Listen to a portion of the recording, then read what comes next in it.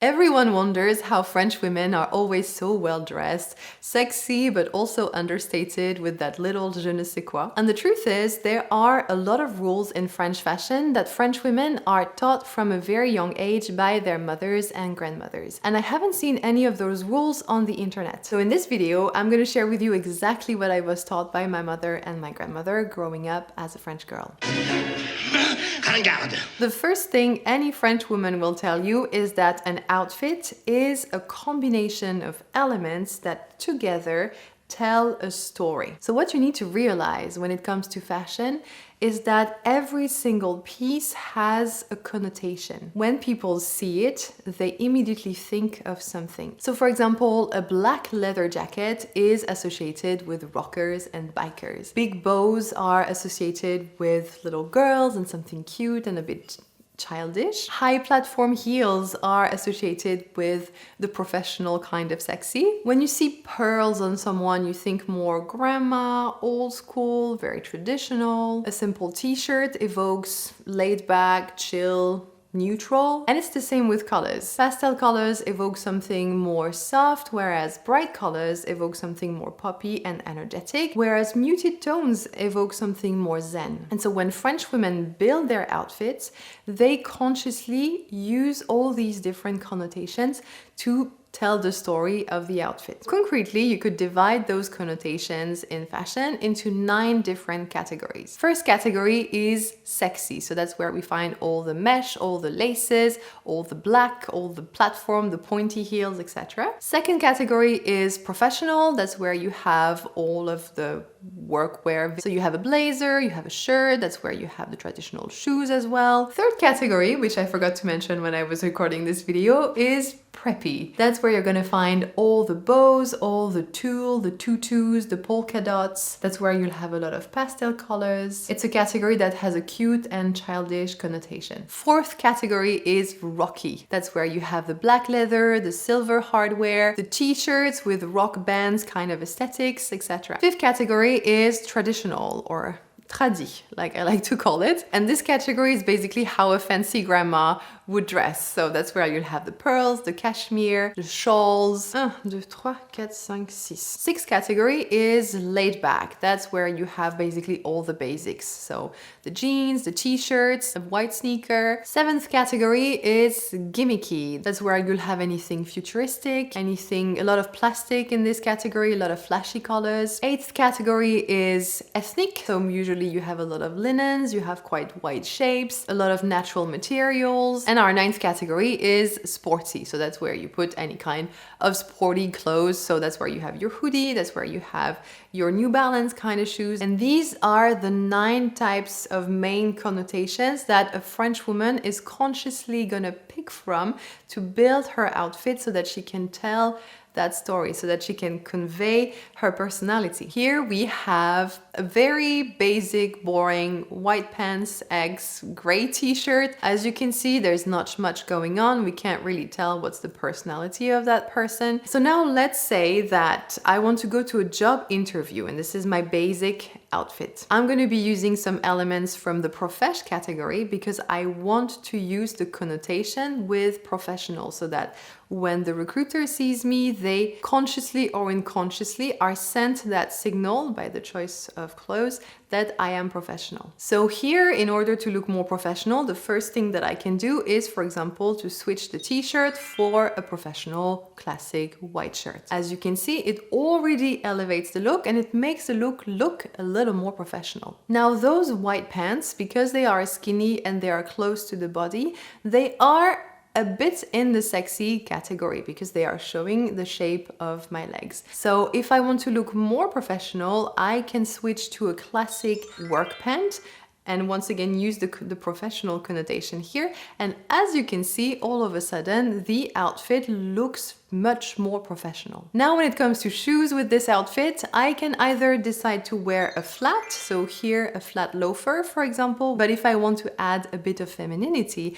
then I can decide to wear a heel, which is going to bring in a tiny bit of sexy and Heels always make an outfit more feminine. Now, for the sake of argument, let's say that I'm applying for some sort of like marketing job. I still want to look professional, but I also want to convey that I'm kind of a laid back person. What I'm going to do then is to pick a shoe, for example, from the laid back category. And here I'm going to go with a white sneaker. And as you can see, as soon as we switch the shoe to a white sneaker, the whole outfit becomes much more laid back. We still have that professional vibe, but we also have a bit of a cool, stylish, laid back vibe. So the more elements I choose from one category, the more I'm gonna send off the vibe from that category. So here, for example, I'm only using elements from the traditional wardrobe. And maybe for my personality, it feels a little bit too contrived and too posh. So maybe I'm gonna switch to a more laid back shoe, and maybe I'm gonna add a t-shirt.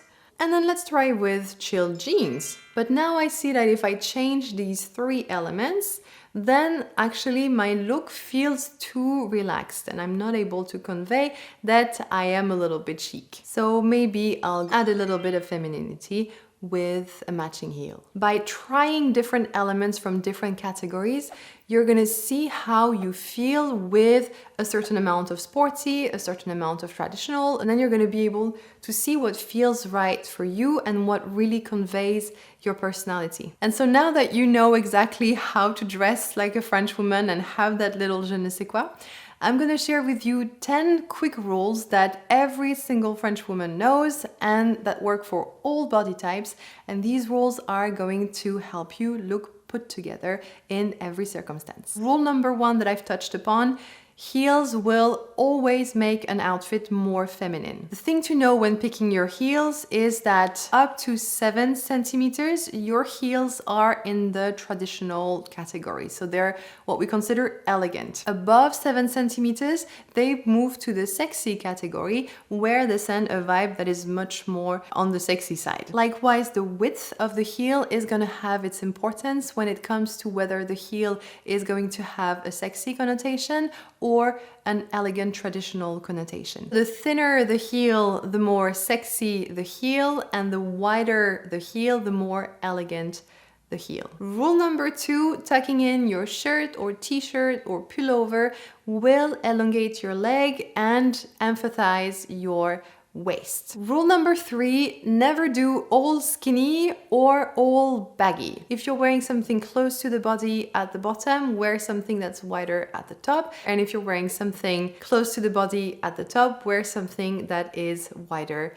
at the bottom. You can very well choose to do otherwise if that's what vibes with you, but if you follow that rule, you can be sure to look elegant and put together all the time. Rule number 4, natural materials look expensive, whereas artificial materials look cheap, even if you spend the same amount of money on them. Rule number 5, your underwear should not be visible. So it should not be visible in color and it should not be visible in shape. So if you want to ensure that your underwear is not visible, the best thing to do is obviously to pick an underwear that matches your skin color. Because sometimes we don't want to just be wearing a boring nude underwear when the underwear is, supposed to be seen. What you can do if you're wearing something white is to wear red underwear under your white clothes. I don't know why, but a red piece of underwear disappears under white. And to avoid your underwear creating some disgraceful folds, what you can do is for panties to pick one size up. So to make sure basically that the panties are not so tight that they create a little muffin top. What I usually do when I buy bras is that I measure the circumference of my chest, and then I go to the shop and I pick the bras in that size. Then I pay attention to the fact that I don't have any folds here on the sides, and also that my ladies don't overflow from the bra, because that's also a disgraceful shape. If there is a little bit of overflow, either you need to take a bra that is a bit wider in circumference, either you need to go one size up. So what I would do then would be that I would take one cup up and one size up of bra, and then I would try them both. It shouldn't be too hollow and it shouldn't overflow either. And if you don't have the same size on both sides, it's better to take according to the bigger one so that it doesn't overflow and so that you can compensate on the one that is a bit smaller. Rule number 6 is to match your leather accessories. It's not a hard rule, but it's an easy cheat code to always look good. So if you're picking brown shoes, then you should have a brown bag. If you have nude shoes, then you should have a nude bag. And if you have black shoes, you should have a black bag. Rule number 7, wide clothes make you look bigger, regardless of the actual size of your body. Even if you find that your body is a bit too big, you still have shoulders, you still have breasts, you still have a waist, you still have a bum, you still have some very nice shapes. When hiding all those shapes under one straight piece of clothing, you're actually erasing the relief of your body, which actually makes you look bigger. Although it can be a little bit challenging to reveal a body that we're not proud of, from a fashion perspective, it is prettier to wear clothes that are a bit closer to your body and to use, for example, the proportions that I mentioned earlier. Rule number 8, if you're showing cleavage, don't show legs. If you're showing legs, don't show cleavage. It's not a super hard rule, but it's a rule that ensures that you will look elegant and classy and put together in any circumstance. Rule number 9, ironed clothes and clean accessories make the world of a difference in how put together you're gonna look. And rule number 10, unless you want to dress in a very sexy way, is to limit the number of elements in your outfit with a sexy connotation to 1, 2, max. Otherwise, your outfit can very quickly, from a French perspective, fall into the tacky / trashy sexy kind of category. So I hope you found this interesting, and I hope it helped you figure out what could be a good way for you to find your style and have that little je ne sais quoi. If you enjoy that type of content, I invite you to subscribe to this channel. If you have any questions, please write them down in the comments and I will do my best to answer every single one of them. Thank you for spending this time with me. I will see you very happily in the next one, and until then, à bientôt!